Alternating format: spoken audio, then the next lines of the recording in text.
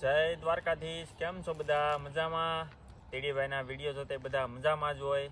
મજામાં હોય ને બધા? તો આજે આપણે વાત કરવાની છે જર્મનીમાં જે સ્ટુડન્ટ વિઝા ઉપર જે આવતા હોય એ લોકોને એરપોર્ટ ઉપર કેવા કેવા ક્વેશ્ચન પૂછે, આ નવા આવે ત્યારે મકાન કઈ રીતે ગોતવાનું, આવી બધી કોમેન્ટો આવતી હોય. કોમેન્ટો એક બે આવતી હોય એટલે પછી એક કોમેન્ટમાં પાછો વિડીયો, એટલે થોડીક વધારે કોમેન્ટ કરો ને સવાલને, એટલે પછી એની ઉપર વિડીયો બનાવી નાખો. એટલે તમારે છે ને જે ક્વેશ્ચન હોય ને એ વધારે કરવાના ક્વેશ્ચન, કે ભાઈ આ ક્વેશ્ચન છે અમારે એમ. લગભગ તો આગળ બધા વિડીયો મોસ્ટ ઓફ બનાવેલા છે. આપણે આજે સ્ટુડન્ટ વિઝા ઉપર જે આવતા હોય ને કેવા કેવા ક્વેશ્ચન પૂછે, તો આપણે આજે એની વાત કરી. બાકી ડિપેન્ડન્ટ વિઝા ઉપર જેને આવવું હોય ને તો આગળ વિડીયો મૂકેલો જ છે, તો જઈને એ જોઈ લેજો. અને વિડીયોમાં જે મિત્રો નવા હોય એ સબસ્ક્રાઈબ કરી દેજો. તો આજના નવા વ્લોગમાં બધાનું હાર્દિક સ્વાગત છે. બોલ તું સ્વાગત છે. તો મિત્રો સ્ટુડન્ટ ઉપર આપણે પહેલાં તો ખર્ચાની વાત કરીએ. જો કે બધાને ખબર જ છે જર્મનીમાં સ્ટુડન્ટનો ખર્ચો આવે છે. બધી ફી, બ્લોક અકાઉન્ટ 20 થી 22 લાખ તો થઈ જ જાય છે. પ્રાઇવેટમાં એડમિશન લઈએ એટલે 10 થી 12 લાખ તો ફી હોય જ છે. એક સાથે પે કરીએ એટલે 9-10 લાખ થઈ જાય છે. બીજું તો તમારે પહેલાં આપણે ક્વેશ્ચન આવે, તમારા વિઝા આવી ગયા એરપોર્ટ ઉપર. આપણે મુંબઈ એરપોર્ટ ઉપર તો કાંઈ ક્વેશ્ચન પૂછતા નથી, બધા ડોક્યુમેન્ટ જોવે છે.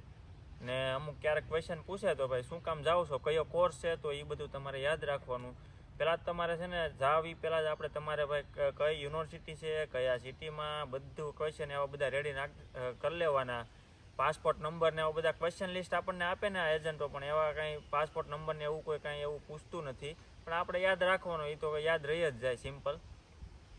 એટલે એનું કોઈ ટેન્શન નથી. એટલે તમારે યુનિવર્સિટી કઈ છે, કયો કોર્સ છે, ક્યારે શરૂ થાય, ક્યારે પૂરો થાય, એટલે તમારા કોર્સ વિશે અને યુનિવર્સિટી વિશે ટૂંકમાં બધા ક્વેશ્ચન તમારે રેડી કરી નાખવાના. એટલે મુંબઈ એટલા બધા કાંઈ એવા કાંઈ ક્વેશ્ચન કોઈ પૂછતું નથી. બસ ખાલી વિઝા જોવે ને ડોક્યુમેન્ટ જોવે, અને પૂછે તો આ જ તમારો કયો કોર્સ અને કઈ યુનિવર્સિટી છે એ. બાકી તમે અહીંયા કોઈ પણ ફ્રાન્કફુટ, બધા મોસ્ટ ઓફ શું છે ફ્રાન્કફુટ એરપોર્ટ ઉપર જ ઉતરે નવા આવે એટલે, કેમ કે ના શું છે સામાન વધારે લાવવા દે. ડાયરેક્ટ બર્લિન આવો ને તો સામાન નથી આવતો વધારે. એટલે અને આપણે આમે તે ફ્રાન્કફુટ શું છે કે મુંબઈથી ડાયરેક્ટ ફ્લાઇટ ફ્રાન્કફુટ આવે છે. બીજું ફ્રાન્કફુટ એરપોર્ટમાં તે તમને છે ને બધા આ સેમ ક્વેશ્ચન રેડી રાખવાના, કે ભાઈ તમે શું કામ આવ્યા છો. જોકે તમે આ ડોક્યુમેન્ટ તો બધા તમારી પાસે હશે જ. કયો કોર્સ છે, ક્યારે શરૂ થાય, ક્યારે પૂરો થાય, અને ક્યાં રહેવાનું છે. જો ખાસ રહેવાનો ક્વેશ્ચન આવે ને તો એમ કહી દેવાનું કે અત્યારે મારા તમને ન મળ્યું હોય તો કે મારા ફ્રેન્ડની જોડે રહેવાનું છે અત્યારે, ને પછી મારે રૂમ ગોતવાની છે, એવી રીતે.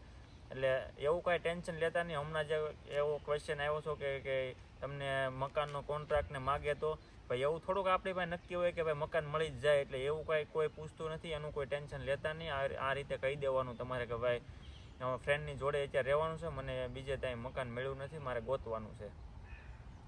એટલે એનું કોઈ ટેન્શન લેતા નહીં મકાનનું, અને મકાન તમને મળી જાય. આપણે એની વાત કરવાની જ છે. પહેલાં આપણે આ ક્વેશ્ચનવાળી વાત કરી લઈએ.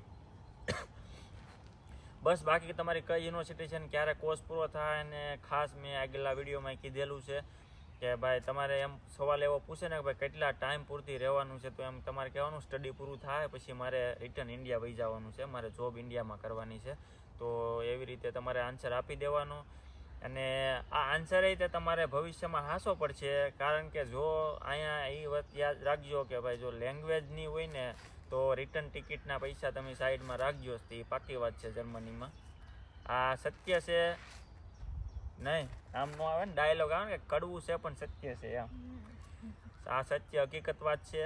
કેમ કે આની પહેલાં ભાઈ મેં ઇન્સ્ટાગ્રામમાં હમણાં વિડીયો મૂક્યો હતો જોબનો, કે ભાઈ અત્યારે જોબ નથી મળતી, ને એમાં ઘણી બધી કોમેન્ટો આવી હતી ભાઈ. શું કહેવાય કે થોડી ખરાબ એ હોય બધી આવે કે ભાઈ એમાં કંઈ કે ભાઈ શું કામ ગામને બીવરાવો છો, શું કામ ઇન્ડિયાવાળાને ટેન્શન લેવડાવો છો.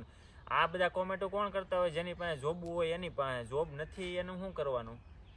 કેમ કે બર્લિનમાં આ રિયાલિટી છે. અમુક એવી કોમેન્ટો આવી છે કે ભાઈ સાચી વાત છે, મને 5-6 મહિના થઈ ગયા હજી જોબ નથી મળી, બીજા સિટીમાં છું તો પણ.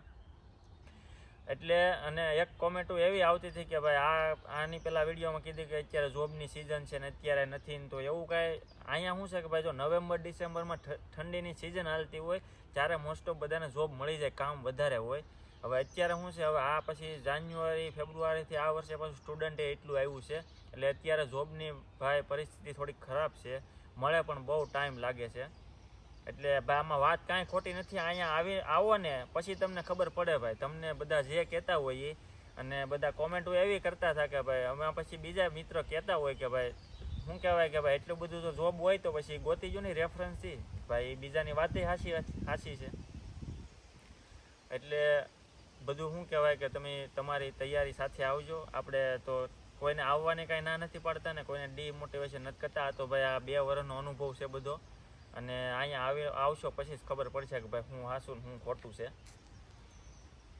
બીજું આપણે હવે આપણે પાછા ટોપિક ઉપર આવી જાય ક્વેશ્ચન. ભાઈ બસ આવા બીજા કોઈ ક્વેશ્ચન પૂછતું નથી, બસ તમારે આ જ આવે છે. અને નાથી છે ને તમારે પછી ખાસ આપણે ટ્રેન કઈ લેવી, તમારે જો બર્લિન સિટીમાં આવવાનું હોય ને આઈસી લીધી છે ને, ધ્યાન શું રાખવાનું સ્ટુડન્ટ કે જે ફર્સ્ટ વાર આવતા હોય ને જે લોકો, એમને ફટાફટ છે ને ઇમિગ્રેશનની લાઈન હોય ને એમાં ફટાફટ ઊભું રહી જવાનું, નહીંતર ઇમિગ્રેશન એટલું લાંબુ થશે ને 2 કલાક તો કન્ટિન્યુ ઇમિગ્રેશનમાં વયું જશે અહીંયા ફ્રાન્કફુર્ટ કે બર્લિન. એકવાર તો થાક હોય, આપણે 7 થી 8 કલાકની ફ્લાઇટ હોય એ બેસવાનો, ને પછી આ ઇમિગ્રેશનની લાઈન જોઈને જ એમ થાય કે કારે આપણો વારો આવશે. ઇમિગ્રેશન વગેરે તો ફર્સ્ટ વાર આપણે જઈએ જ નહીં કે, એટલે ખાસ ધ્યાન રાખવાનું કે ફટાફટ આવીને લાઈનમાં ઊભું રહી જવાનું તો તરત વારો આવી જાય. સારું યાદ કરાવ્યું તો આ છે ને અમે ફ્રાન્કફુર્ટ એરપોર્ટે પહેલી વાર તો હું ના છે ત્યાં જ ઉતર્યા હતા, અને પહેલી વાર તો કંઈ ખબર નહોતી મને, અને ફૂલ ઠંડીની સિઝન, એમાં તો મારો મોબાઈલ તૂટી ગયો હતો. આપણે આનો અલગથી એક વિડીયો જ બનાવશું, એટલે આપણે અત્યારે આ વાત રહેવા દઈ કે કેવી મતલબ કેવી પરિસ્થિતિ હતી અમે આવ્યા ત્યારે, એનો અલગથી આપણે વિડીયો બનાવશું. તો આ જો આ ખાસ વાત, તમે છે ને ફ્લાઇટમાંથી ઉતરીને સીધું દોડવા જ મળવાનું, કેમ કે વાર લાગશે, કિલોમીટર 1.5 કિલોમીટર હાલવું પડશે, એટલે ફટાફટ દોડવા જ મળવાનું. લાયન છે ને બહુ મોટી હોય છે ફ્રાન્કફુર્ટમાં ઇમિગ્રેશનમાં. 2 થી 3 જ ઓફિસ આમ ખુલ્લી હશે, 2 થી 3 લોકો જ તે ઇમિગ્રેશન કરતા હોય, ને કેટલી એક ફ્લાઇટમાં કેટલા હોય, પાછી હારે બીજી ફ્લાઇટ ઉતરી હોય તો 2 ફ્લાઇટ હોય, એનું કઈ નક્કી ન હોય ને. એટલે કેમ કે ઉતાવળ શું કામ રાખવાની જરૂર છે કે તમે ટ્રેનનો ટાઈમ જો મોસ્ટ ઓફ શું છે, અમે અહીંયા ફ્રાન્કફુર્ટ પહોંચતા હોઈએ આપણે 5-6 વાગ્યા, તમે દર વખતે 5-6 વાગ્યા અહીંયા પહોંચી જાય ફ્રાન્કફુર્ટ, પછી 2 થી 3 કલાક તો તમારે ઇમિગ્રેશનની ગણી જ લેવાની. અને તમારે જો આઈસી લ્યો ને કદાચ જો ત્યાંથી જ ઉપડે છે, અને આઈસીમાં છે ને ભાઈ તમે જો એડવાન્સ ટિકિટ લઈ લેવાની, જો તમે ફ્લાઇટની ટિકિટ લઈ લો ને તો એ બહુ સસ્તી પડશે. બાકી 2-3 દિવસ પહેલાં લેવો ને તો એની ટિકિટ બહુ મોંઘી પડે છે, અને ઇમરજન્સીમાં તે બહુ ટાઈમ લાગે છે આઈસીમાં, 200-250 યુરો સુધી પહોંચી જાય છે ટિકિટ. સીટ બુક કરો ને તો એના 5 યુરો એમ કંઈક એક્સ્ટ્રા છે, પણ તોય તમને જો કરી લેવી, કેમ કે આમાં નક્કી ન હોય કે ભાઈ રજાઓ હાલતી હોય તો ફૂલે આવતી હોય ટ્રેન, કેમ કે સાંજે 8 વાગ્યાની ટ્રેન છે ને, અમે આવ્યા હતા ને તો આખી ખાલી જ હતી. અમે ઓલી શું કહેવાય કે સીટના એક્સ્ટ્રા પૈસા નહોતા આપ્યા, અને સામાન્ય તે લઈ જવા દે છે, એવું કાંઈ ઇસ્યુ નથી આવતો.